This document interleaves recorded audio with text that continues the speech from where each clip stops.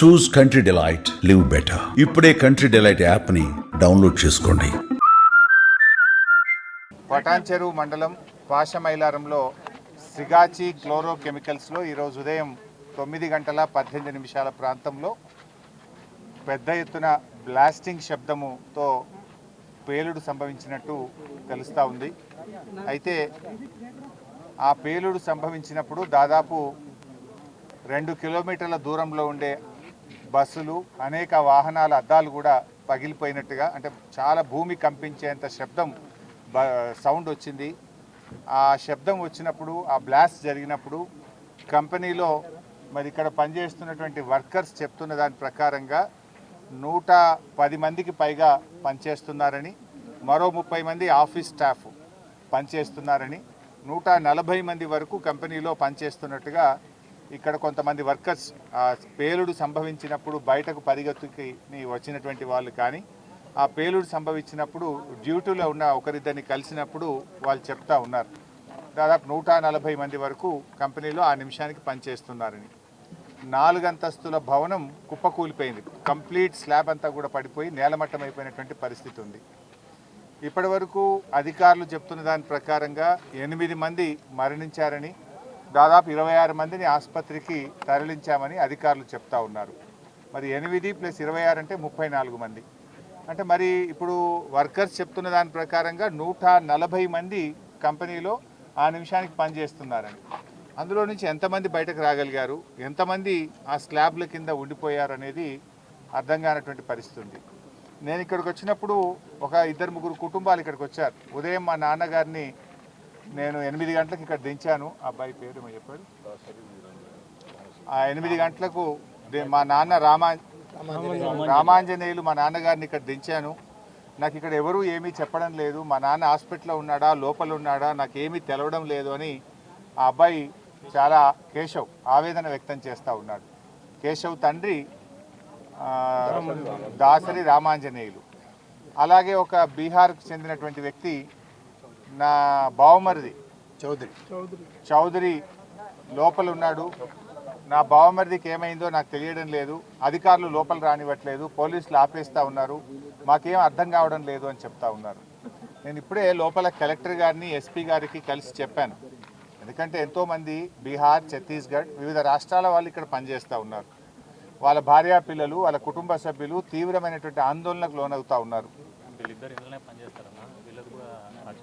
At least వీళ్ళిద్దరు కూడా నిఖిల్, రమ్య ఇందులోనే పనిచేస్తారు, వీళ్ళ ఆచూకి ఇంకా తెలియడం లేదని వాళ్ళ కుటుంబ సభ్యులు కూడా వచ్చి చెప్తా ఉన్నారు. అందుకే ఇప్పుడు నేను కలెక్టర్ గారికి, ఎస్పీ గారికి ఏం చెప్పానంటే, ఒక కంట్రోల్ రూమ్ పెట్టండి, ఒక కామన్ ఫోన్ నెంబర్ ఇవ్వండి. ఇన్సిడెంట్ జరిగింది 9 గంటలకు, దాదాపు 1 అవుతా ఉంది, 5 గంటలు అయింది. ఏం చేస్తున్నారు 5 గంటల నుంచి? ప్రభుత్వం ఏం చేస్తుంది, అధికారులు ఏం చేస్తున్నారు? ఇంత పెద్ద ఇన్సిడెంట్ ఈ ప్రాంతంలో జరిగితే ఒక కంట్రోల్ రూమ్ పెట్టి, ఒక ఫోన్ నెంబర్ను పెట్టి, ఎవరైనా ఫోన్ చేస్తే ఇగో పలానోళ్ళు పలానా హాస్పిటల్లో ఉన్నారు, పలాని వాళ్ళు చనిపోయి పోస్ట్ మార్టం దగ్గర ఉన్నారు, ఇంకా మిగతా వాళ్ళ వివరాలు తెలవాల్సిన అవసరం ఉంది, తీసుకోవాలన్నా వద్దా? ఇప్పుడు ఒక 4-5 నాకే కలిస్తే నేను తీసుకెళ్ళి అక్కడ కలెక్టర్ గారికి, ఆర్డీఓ గారికి కల్పించాల్సిన పరిస్థితి ఏర్పడ్డది. ఎంత ఇర్రెస్పాన్సిబుల్గా ప్రభుత్వము, ఈ అధికార యంత్రాంగం పనిచేస్తుందంటే ఇది నిజంగా చాలా బాధాకరం. ఒకవైపు ఎన్డీఎస్ఆర్ఎఫ్ బృందం అద్భుతంగా లోపల పోయి పనిచేస్తున్నారు, వాళ్ళను మనం అభినందించాల్సిందే. కానీ రెవెన్యూ యంత్రాంగము, జిల్లా యంత్రాంగం ఏం చేస్తున్నట్టు? బయట నేను ఇప్పుడు చెప్పాను, ఒక టేబుల్ పెట్టుకోండి, ఒక చిన్న హ్యాండ్ మైక్ పెట్టుకోండి, ఓ 2 తహసీల్దార్లను, 2 ఎస్ఐలను అక్కడ కూర్చోబెట్టండి, ఓ లిస్టు దగ్గర పెట్టుకోండి, ఎవరెవరిని ఏ హాస్పిటల్కి పంపించుకుంటే ఒక లిస్టు పెట్టుకోండి, చనిపోయిన వాళ్ళది ఒక లిస్టు పెట్టుకోండి, అసలు డ్యూటీలో ఎంతమంది ఉన్నారో, ఆ రోజు మార్నింగ్ షిఫ్ట్కి ఎంతమంది పంచ్ చేసినారో అటెండెన్స్ లిస్ట్ ఒకటి పెట్టుకోండి. అంటే డ్యూటీ ఎంతమంది పంచ్ చేసిండ్రు, అసలు డ్యూటీలో ఎంతమంది ఉన్నారంటే ఒక్కొక్కరు ఒక లెక్క చెప్తున్నారు. కలెక్టర్ది ఒక లెక్క ఉంది, ఎస్పీది ఒక లెక్క ఉంది, ఇంకొకరిది ఇంకో లెక్క ఉన్నది. డ్యూటీలో ఎంతమంది ఉన్నారు ఆ టైంకు 9:18 అంటే ఇప్పటి వరకు 5 గంటలైనా ఎంతమంది షిఫ్ట్లో పనిచేస్తున్నారో అధికారులు చెప్పడం లేదు.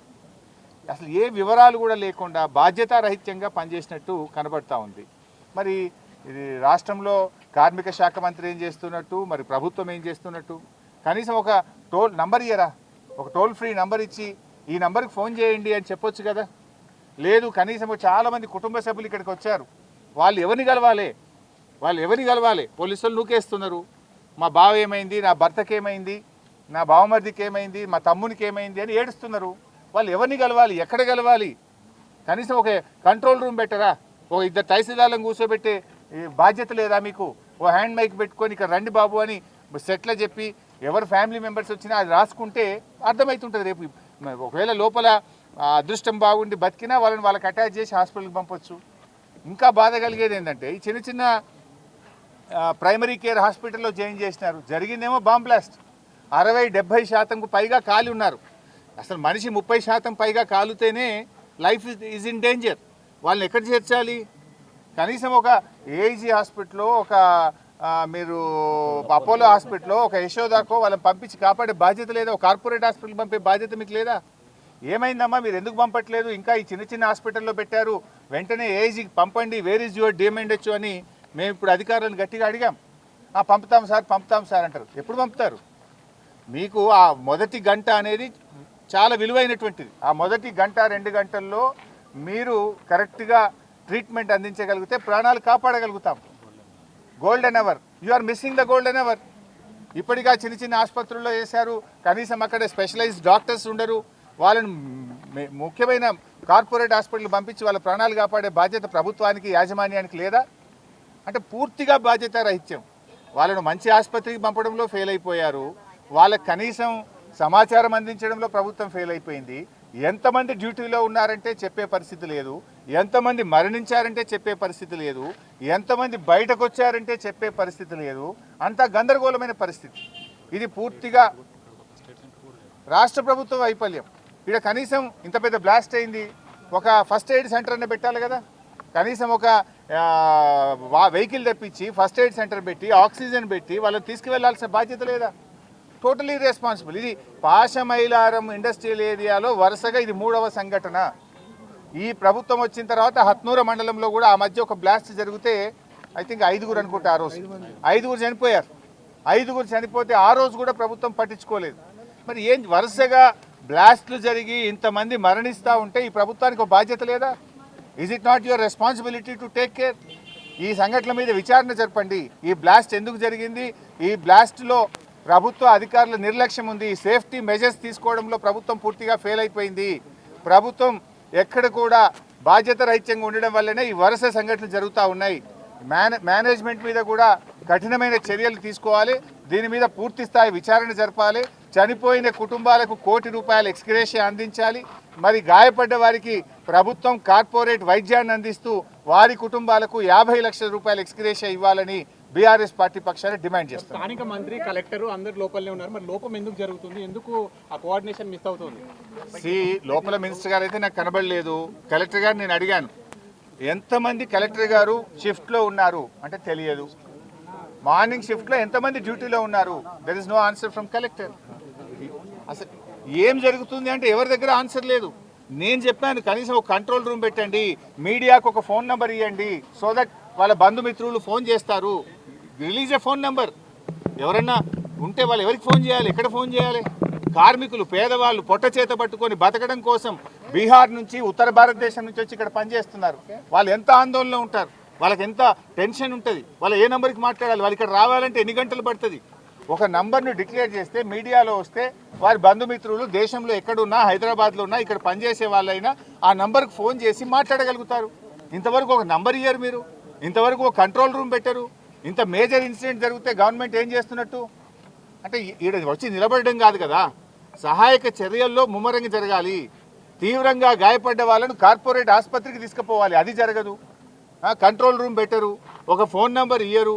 ఏం జరుగుతుంది అన్నట్టు చేస్తున్నాం. అందరినీ కంట్రోల్ చేయడం, లోపలికి వెళ్ళి పోనీయకుండా ఆపడం ఇది కాదు కదా. You have to save the lives, you have to enquiry the matter. Enquiry చేసి కఠినమైన చర్యలు తీసుకొని పునరావృతం కావద్దు. ఇది పాశమైలారంలో ఈ ఏడాదిలో 3వ సంఘటన.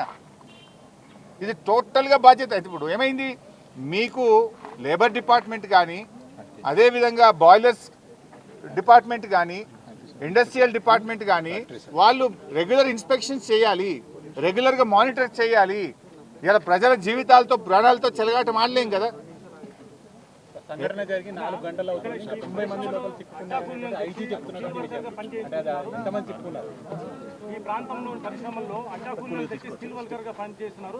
డెఫినెట్గా అండి. ఇప్పుడు బాధ కలిగేది ఏంటంటే వర్కర్స్ ఏమో ఇంకా 80-90 మంది లోపల ఉన్నారు అని పాపం వర్కర్స్ చెప్తున్నారు.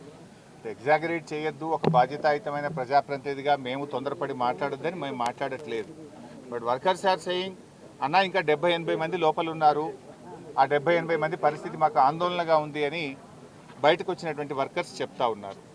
ఇవాళ స్కిల్డ్ వర్కర్స్ పెట్టకపోవడం వల్ల కూడా ఈ సమస్య వస్తూ ఉంది. ఇలా కొంత బాయిలర్స్ దగ్గర పనిచేసే వాళ్ళు కానీ, రియాక్టర్స్ దగ్గర పనిచేసే వాళ్ళు కానీ వాళ్ళు క్వాలిఫైడ్ ఉండాలి, స్కిల్డ్ వర్కర్స్ ఉండాలి.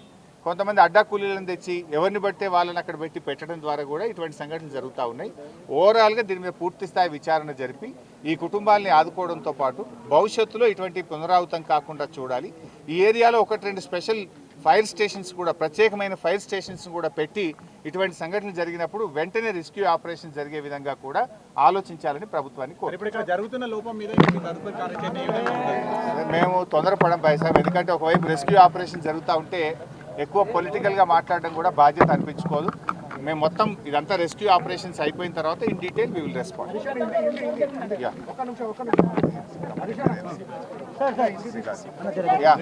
भाषा मैलारम में यहाँ सिगाची, अरे भाई क्या गड़बड़ भाई, भाषा मैलारम एरिया में सिगाची क्लोरोकेमिकल्स में मॉर्निंग 9 बजे यहाँ पर ब्लास्ट हो चुका है।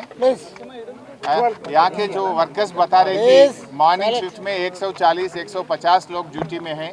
సుమన్ టీవీలో మీ పర్సనల్ అండ్ బిజినెస్ ప్రమోషన్స్ కోసం కింది నెంబర్కి కాంటాక్ట్ చేయండి.